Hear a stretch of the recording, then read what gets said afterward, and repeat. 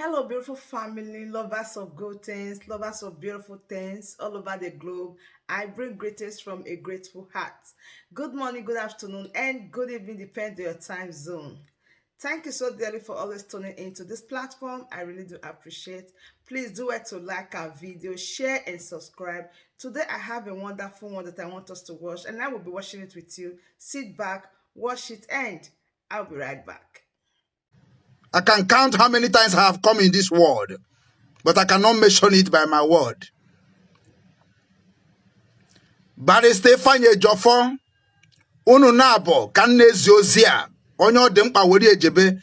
Nnamdi Kanu started preaching us about the unity and the sincerity. And when he started preaching us about unity and sincerity, he was with Uwazirike Raphael. The reason why we follow Mazi Nnamdi Kanu is not because Mazi Nnamdi Kanu is wiser than Ndi Igbo niile. We follow Nnamdi Kanu because he's a strong man that can stand in the front of the enemy and tell them the truth, how it is. So it is not going to be the end. So men are coming. So nezu n'ozi a una na ege m ntị ọnụ ọfụma. Geenụ m ntị ọfụma n'ihe mahọ. Ị gaghị amalata iwe nwụọ n'iti isi n'ihe marọ urie gị. Ya ka ndị be anyị ji tụọ n'inu. Na ịchọba ịmara ihe mere nna gị, ịkpachapụ anya, tinye anya na mmiri ka ihe mere nna gị hapụ ime gị. Okwu nna agwa gị ma Ozekhome ma Ejiofor, if you go to your ancestral lineage, you will understand who I am. I am not following the what do they call it? I don't following the law of Nigeria. I'm not following the law of United Nations. I'm not following the law of the world. I'm following the law of my ancestors and obey the law where I live in. And even because of Enugu State. So I'm not coming to do politics in the life of my beloved ones. Or draw possible no. Kedu message nwere ebe no nine no obi no n'imi ebe obi nwanne ndị Igbo ebe na-agbasa oziọma nke Chineke nke akọrọ mmiri oziọma na-enye ndụ oziọma ga-eme ka ị mara na ọ bụ onye arụrụ ana ka ị bụ n'ebe ụmụnne gị nọ ezigbote onye arụrụ ana ezigbote pretender criminals who claiming to fight for Igbo nation. Every day, Igbo this, Igbo that. But you people have using Igbo to make a selfishness interest in the whole world and think that every Igbo man will come and join you people with this genocide movement, claiming to become a lover of Ndi Igbo overnight, using the name of Ndi Igbo to jeopardize Igbo people around the world, collecting money from Igbo people and be setting Igbo people trap, so that they will be killing themselves in the name of movement, in the name of political solution. You people are coming at the end. Unu ga-emecha mara na nna anyị Igbo enwere ihe eji homara ebe o si bịa ụwa ana ebe o si wee wa. Anyị niile bụ ụmụ mmadụ. All from somebody ka isi pụta ụwa. Ị nwere nwa, nwere m nwa. Unu nwere nne, nwere m nne. Ihe anyị na-achọ bụ gịnị ka anyị mara ife mere anyị ji ata afụfụ anwụ ọnwụ ike n'ala Igbo. Ọgwụcha, without that, I have no business with all of you. Now the message about the ndị a na-akpọ ndị barrister Nigeria na-take care of Nnamdi Kanu, which they're not supposed to take care of Nnamdi Kanu. Let me give you a message. My first message is to Ejiofor and the barrister Okun. The gods of the land said, message in the wetaburo message ana amaka. Make una stop pretending. Pretending is the worst enemy of the children of the Most High. Pretending. You can never ever protect pretending when you have pretend about that. Can't Igbo.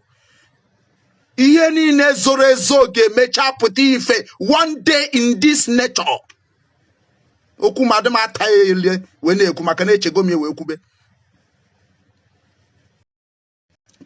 unu ga-akwụsị pretending in this struggle of restoration of the peace in Igbo nation.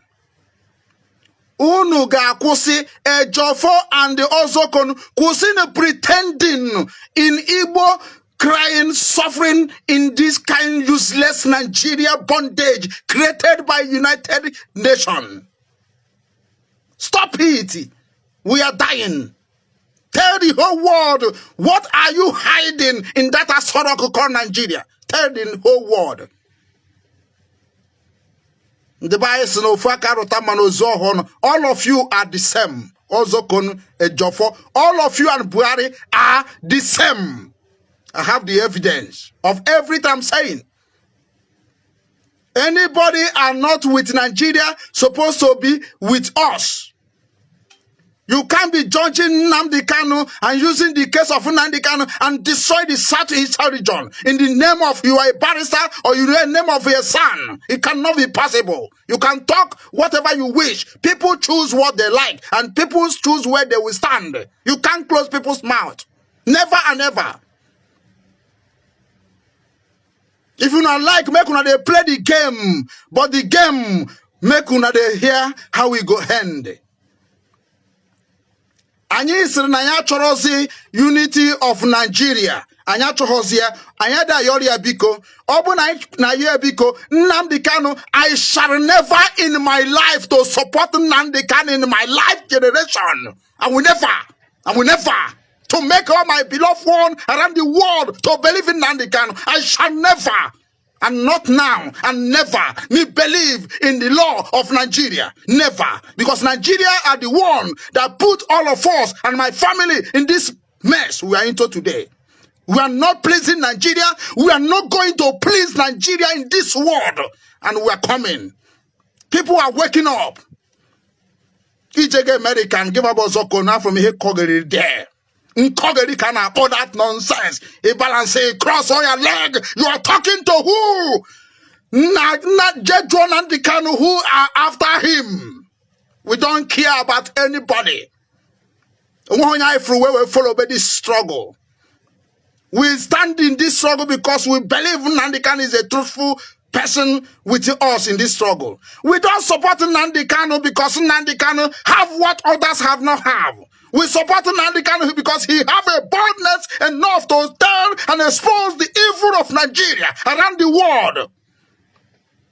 So if you people are pretending that you people don't know why Nnamdi Kanu remain in that DSS dungeon, you are capital liars, and your children shall never go in peace on what is going on in Igbo land.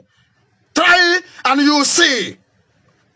Ozekhome and Ejiofor, if you people are tired of protecting and making the whole world to see what they have been committing in Igbo land, in the lineage of Igbo race, stay clear for this generation. Stay clear for this generation of struggle. We are very, very determined. Biafra or death, we mention and we stand and we swear. It is not by fancy. It is not negotiable. It is not politically. Because we have tried in many ways to please the Nigerian, but Nigeria couldn't accept it.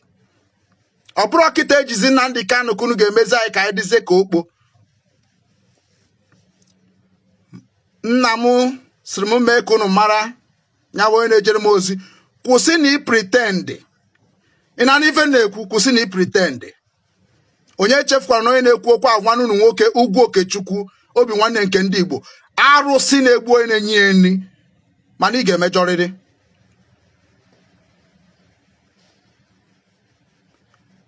Ihe unu na-eme that against the way of Igbo race. Mark my word. And the Obunu change Hengwangwa. Men are coming. People died because of Nnamdi Kanu. People sacrificed unsacrificable because of Nnamdi Kanu. People have lost their dignity because of Nnamdi Kanu. People have lost their businesses because of Nnamdi Kanu. People have been afraid to go back to their fatherland because of Nnamdi Kanu. So when I'm talking, ask, before you will reply. Many of you people have been talking nonsense. I have tracked all of you. So no kaya patabe go see who okay, Ejiofor go kuo. Yeah, we have recorded it. We put it where we put others. And ne chekwa no. Makana end of na story bu Nnamdi Kanu batakoda ko kwara yo gunu ga akọ, which we don't need it anymore. The level have changed. We don't need story. What we need is fact. Fact and figure. Because all can want us na woke tocha ocharibie. Anyị niile bụ ụmụ Igbo mara onwe anyị. Mana kita ka anyị ga-agwazi onwe anyị eziokwu.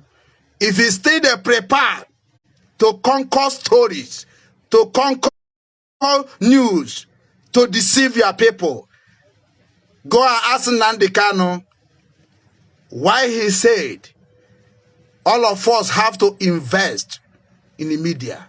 Go and ask him. Makani enja agunu ife na agunu. Release Nnamdi Kanu. Buhari always na Buhari nara nye schools. Buhari no hona the picture of him there forever. Omu avu nwa nkwo. Barada agbara ma afa. Ana ma agbara o ma afa. Anaduma agbara mmadụ afa.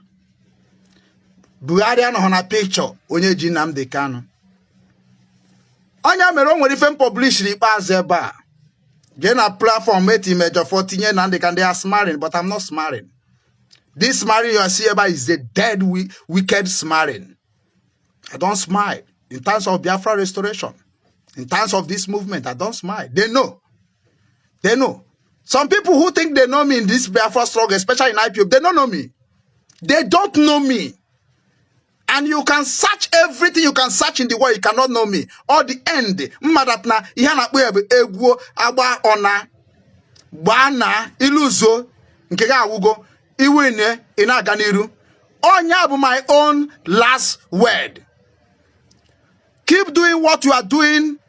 Keep following what you are following. Keep belong where you belong. I am a messenger. And I have a message, I have a mission to accomplish to put I gone in this world. I have a very strong mission for Igbo. And on your merige you try yama at all in your world, in your life. Makande tried, I tried Gwafa. Makane ezioku ka get you will restore peace in our family. I don't know about your family. And before peace shall reign, everybody will know each other. Especially what you have done. Kedifi mego no wa. Kedifi were no wa. Kedifi jibri hebu no wa. It's ready to declare it. It's ready to disclose it. This struggle we are talking about is not a struggle of people to come on social media and talking blah blah. It's a struggle of reality. It's a struggle to bone, fire to fire, bone to bone, blood to blood, share to share. So na oburu nu kana eche na this struggle kanonaka onye puta na social media or say don't follow this person, follow this person. This is akoko from the last time I check it in 2015 during Uchemefo make all of us to believe that we need to die, we need to bring the dead body, we need to bring the souls to the United Nations so that we can prove the whole world that Nigeria is killing the innocent, their citizens. And today, the same Uchemefo, everybody is attacking Uchemefo, making us to disclose, to disassociate ourselves from Uchemefo. What about those people and those things and those commanded by Uchemefo?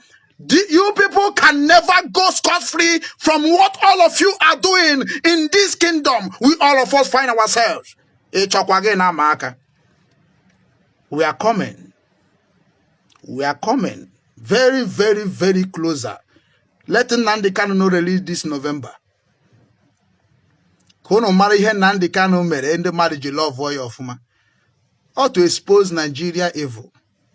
To expose Wazirike. That is what makes Nnamdi Kanu to be loved in the whole world. Get it and understand and prepare. So when I'm telling you people claim to become a son in useless fake Nigeria who don't respect law that you claimed you studied. One ewute mkuku no snebe san. It's snebe san. One ewute mkuku because it is a foolishness word.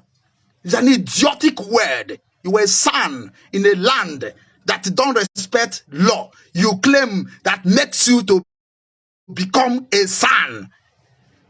Kezi hai juwe gwa akwụkwọ. Kezi hai len na radio Biafra. Kezi hai mutazere. Ejiofor na macha today. That is, he know something within Nnamdi Kanu and he cannot make it openly. He marugondi jidere Nnamdi Kanu kidnap Nnamdi Kanu but me openly. Fine and good. Onwere IGM. But here in Agwaga park here within Nnamdi Kanu in that DSS because you are not going to tell us, even in Nnamdi Kanu will not tell us about that. As far as we already know that you people knows and you don't want to tell us. Unne chembe ndi mmadụ nwụchara. Mebupụtere na ozu mmadụ one nwụgoro n'Enugu State now.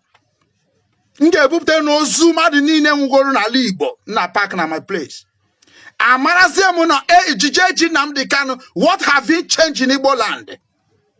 And that nonsense you people are talking about peace, let peace reign in Igbo land. What have he changed? And who are those people that killing our beloved ones in Igbo land? All of you have to tell us. Ka broza akụkọ tasị ka ala happy ka happy able ka expose ka in short no ihe anyị na-emele onwe anyị in short mba not with us, it belong with us. I don't belong with anybody.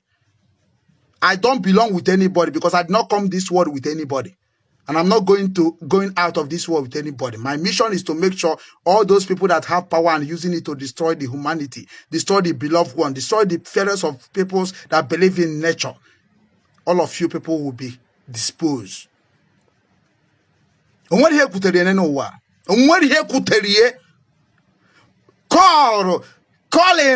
talk cannot shake man kono hensuka. Although possible no wa.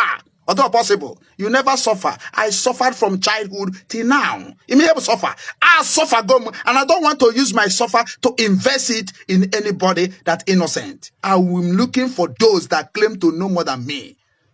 I don't fight ordinary fight.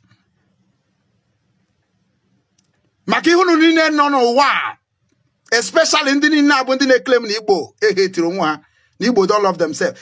Yakaina Jusikita. Kediye mere Nnamdi Kanu kajino na DSS whereby name we onye dika san Ozekhome.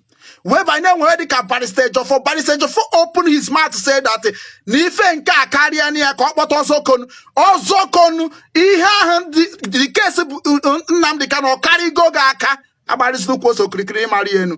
Case Nnamdi Kanu okarigo ga aka Ozekhome yakai na jogo. Yakai na jogo. Don't play with the emotion of the people of the Biafra. Don't play. Politics is a dirty game.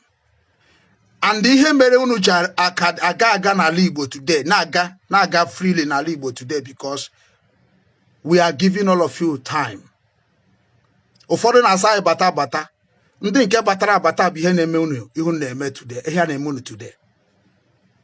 And the badge also na abata today, na abata very soon. Onwe honya me shorono ka honya happy be arrested.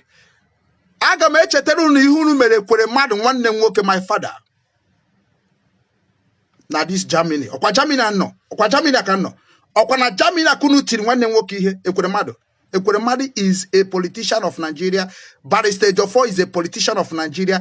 Ozekhome is a politician of Nigeria. P2B is a politician of Nigeria. All of you are politicians and a supporter and swear oath to never betray Nigeria constitution. And we are here to show the whole world that all of you are against of the humanity. And all of you are against of the living citizen of Nigeria. Because all not against Kedika President Yunus we name umumade ifa na emefa unakane agbagari ukwu so kirikiri. Why? Onya kansi kangunu respect ye no wunu. Respect ye no wunu. Kaifu Nnamdi Kanu ko na bala onwe. Whether you na make am in a law or fucking fake law Nigeria or Nnamdi Kanu preacher and don't believe in Nigeria law. Don't believe in Nigeria law. Nigeria will never, their law will never help you. They are not. Now you want us to believe in Nigeria law? Now you want us to believe in Nigeria law? Ọtụtụ n'ime unu bụ ndị a ga-aba agwacha okwu unu ewere ewe jeje gbube onwe unu, mana ọtụtụ bụ ndị a ga-aba agwacha ha ewere ewe mụrụ akọ. Eji m nke m wee mụrụ akọ. Nnamdi Kanu mere ka m mata a lot of things that is ndị be anyị na-agbara ọsọ. Nnamdi Kanu sị na ihe na-egbu anyị na ya anaghị ajụ ajụjụ. What kill Africa? Africa don't ask question. Now we're asking you. Kedu ihe mere na Nnamdi Kanu ereleasebeghị? Uru si na Buhari si na ndị court ga-erelease court efiri ge na gịnị jie una sị na Supreme Court kedu mgbe sa ga-eyi time a ga-eji wee mee ikpe ahụ una na-epushie ka the thing wee kpakọta otu unu si wee kpa nkata i destroy Igbo nation in the name of putting the next president. Young youth will never allow. The young youth will never allow. Abacha history ijie, Babangida history ijie, Obasanjo history ijie, Zik history ijie, Ojukwu history ijie. Ndị ahụ niile unu na-ene anya bụ n'ụzọ wewe politics iji history ha. Ana anyị na-enekwe nke unu anya. Ana mara na amara nọ ka esi wee nke ndị gara aga. Ana Nnamdi Kanu history ejidego ya. Nke waziri ka ejidego ya. We are following all of you. Anyị ga-ama ndị nwere the interest of the good living of Igbo nation. We will know at the end. We will know. Mmadụ agaghị use ụmụ Chineke wụsa ha n'ụzọ simiri maba. Other possible. Releasing Nnamdi Kanu now. Unu wabu the lawyer Nigeria. Une deceives na Golebon. Une deceives na masses. Onwere ebe a na-ekpe ikpe n'ụwa a na-ekpe ụdị nonsense ahụ na-ekpe na Nigeria. Enwere ebe a na-ekpe ikpe n'ụwa a na-ekpe ụdị nonsense ahụ na-ekpe na Nigeria. Ano onyanwa mere some certain things na-eme na buy in Igbo land na-eme now. Onwe na-egezi ndị mmadụ ntị. Because of unu cha niile unu kwesịrị atros unu na-abịa ekwu okwu ndị mmadụ na-anụbeghị before ka ha wee mara na unu nwa na-anọchitere ha there. Unu abịa na-akọ akụkọ akụgoro akọ in 10 years ago. A na-eme expect ka unu bịa gwa ndị nọ n'ala Igbo gịnị ka ha ga-eme ka ha udo bata. So my quality people, that bring us to the end of this update. Do well to like this video, share and subscribe if you haven't. Subscription is free. Please smash on that subscribe button that says subscribe and turn on the bell icon for more latest updates. See you when I see you. From me to you, from here I said bye.